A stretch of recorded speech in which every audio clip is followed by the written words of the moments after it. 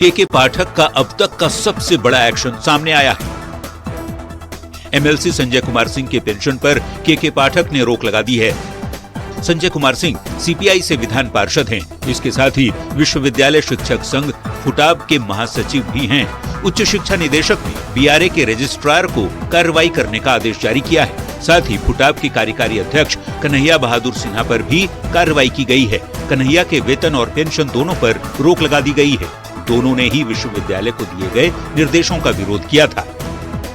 के पाठक की सख्ती से नाराज एमएलसी संजय सिंह मुख्यमंत्री नीतीश कुमार के आवास पर धरना देंगे। संजय सिंह ने कहा है कि के पाठक मानसिक रूप से संतुलित नहीं हैं। यूनिवर्सिटी एक्ट का शिक्षा विभाग पालन नहीं कर रहा।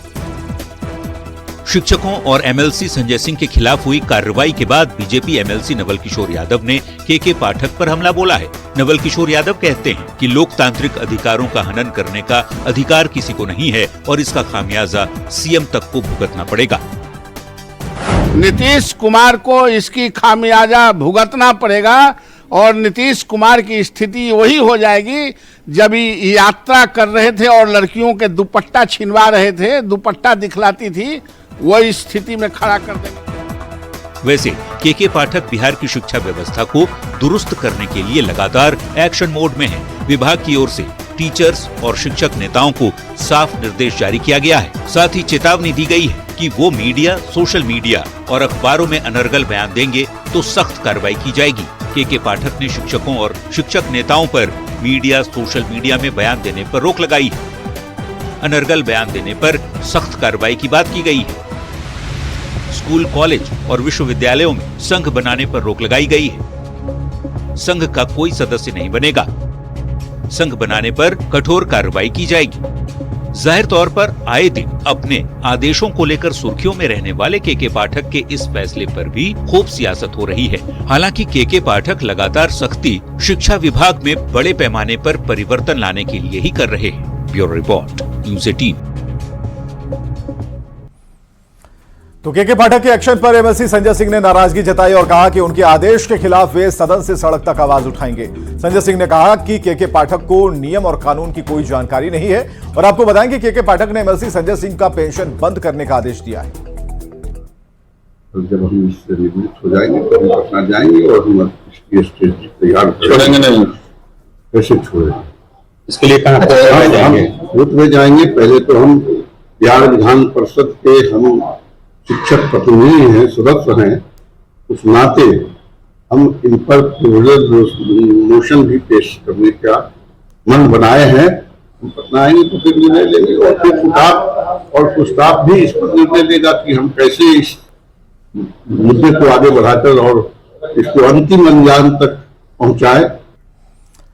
और पशुपति कुमार पारस का बड़ा फैसला, आरएलजेपी का केंद्रीय संसदीय बोर्ड का भंग उसने किया है और संसदीय बोर्ड को तत्काल प्रभाव से पशुपति पारस ने भंग कर दिया। राष्ट्रीय प्रवक्ता श्रवण कुमार अग्रवाल ने इसकी जानकारी दी है। लोकसभा चुनाव 2024 के मद्देनजर यह फैसला लिया गया है।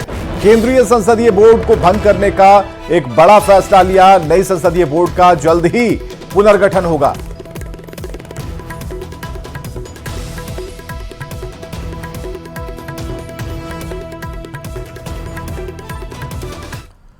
एलजेपीआर के संसदीय बोर्ड के अध्यक्ष हुलास पांडे ने बड़ा बयान दिया। हुलास पांडे ने कहा कि हाजीपुर में केंद्रीय मंत्री पशुपति कुमार पारस के कार्यक्रम में कुर्सियां खाली रहीं, यानी जनता का संकेत है कि हाजीपुर से वहां की जनता चिराग पासवान को ही चाहती है। चिराग पासवान हाजीपुर से चुनाव लड़ेंगे।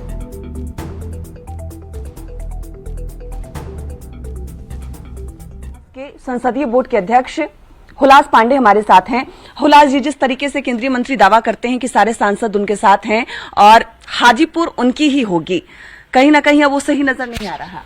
ये तो देखिए, आप सबों ने देखा कि 28 नवंबर को गांधी मैदान बापू सभागार में जो हम लोगों ने स्थापना दिवस अपने आदरणीय नेता पार्टी के राष्ट्रीय अध्यक्ष चिराग पासवान जी के नेतृत्व में मनाया। पूरे बिहार के कोने कोने से समर्पित कार्यकर्ता वहां आए थे और बापू सभागार छोटा पड़ा, जहां एक तरफ बापू सभागार जितना था वो कुर्सियां भरी पड़ी थी, बाहर उतने लोग खड़े थे। वहीं दूसरी तरफ जब आप हाजीपुर को अब देखेंगी, आपके पास विजुअल होगा, आप देख लीजिएगा कि हाजीपुर में भी एक स्थापना दिवस मनाया गया था और उसमें भारत सरकार के माननीय मंत्री पशुपति कुमार पारस जी शिरकत कर रहे थे। वहां का स्थानीय सांसद हैं अभी वर्तमान में। वहां पे कुर्सियां खाली पड़ी थी। तो ये स्पष्ट निर्देश है जनता की तरफ से, कार्यकर्ता की तरफ से, पार्टी के समर्पित नेताओं की तरफ से कि अब उनको हाजीपुर से चुनाव नहीं लड़ना चाहिए। अब वहां की जनता चाहती है, लोक जनशक्ति पार्टी रामविलास के प्रत्येक कार्यकर्ता के मन में ये भावना है। हम लोग भी चाहते हैं कि अब हमारे नेता हाजीपुर की सेवा करें, और जब जनता ने मन बना लिया है और पार्टी ने मन बना लिया है, तो वैसे परिस्थिति में हम सबों ने एक प्रस्ताव रखा है अपने नेता आदरणीय चिराग पासवान जी के पास कि अब आपको हाजीपुर से चुनाव लड़ना चाहिए। ये तय हो गया है कि जमुई के बदले चिराग पासवान हाजीपुर से इस बार चुनाव लड़ेंगे। ये सबकी भावना है और इस भावना को स्वीकारना होगा हमारे नेता को, और हर हाल में हाजीपुर से चुनाव लड़ेंगे। तो हुलास पांडे थे हमारे साथ, जिनका साफ तौर पे कहना था कि भले ही चिराग पासवान वर्तमान में जमुई सांसद हैं, लेकिन इस बार जनता की मांग है कि चिराग पासवान हाजीपुर से चुनाव लड़े। कैमरामैन मनीष जुनेजा के साथ विनीता मिश्रा, न्यूज 18 पटना। इधर केंद्रीय मंत्री पशुपति कुमार पारस ने एक बार फिर जातीय गणना पर सवाल खड़े कर दिए। पशुपति पारस ने कहा कि उनके घर सर्वे करने वाली टीम नहीं पहुंची। पारस का दावा है कि जो जाति सरकार के पक्ष में है उसे बढ़ाकर दिखाया गया, जो सरकार के खिलाफ उनकी संख्या घटा दी गई। लाभ मिला है, किस प्रकार आपको इस योजना से आप लाभान्वित अनुभव साझा करेंगे? की आबादी 10,000 करोड़ 10,000 है, और उस पंचायत में आज तक बिहार सरकार का कोई कर्मचारी वहां नहीं गया। सचिवालय में बैठ के या मंत्रालय में बैठ के उसने रिपोर्ट दर्ज किया, और सरकार के पक्ष में जो जिन जातियों का बहुमत है उसको बढ़ा करके सर्वे किया गया, और जो जात सरकार के खिलाफ में वोट देता है उसको घटा दिया गया।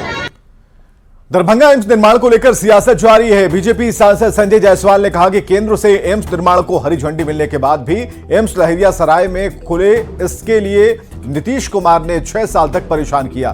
9वें साल में शोभन बाईपास पर जमीन देने की बात कही गई। केंद्र सरकार बिहार की भलाई के लिए उस जमीन पर भी एम्स खोलने को तैयार है। संजय जायसवाल ने कहा कि उन्हें पूरी उम्मीद है कि शोभन बाईपास की जमीन को भरकर राज्य सरकार जल्द केंद्र सरकार को हैंडओवर कर देगी। जी अर्ध सत्य बोलने के आदी हो गए हैं।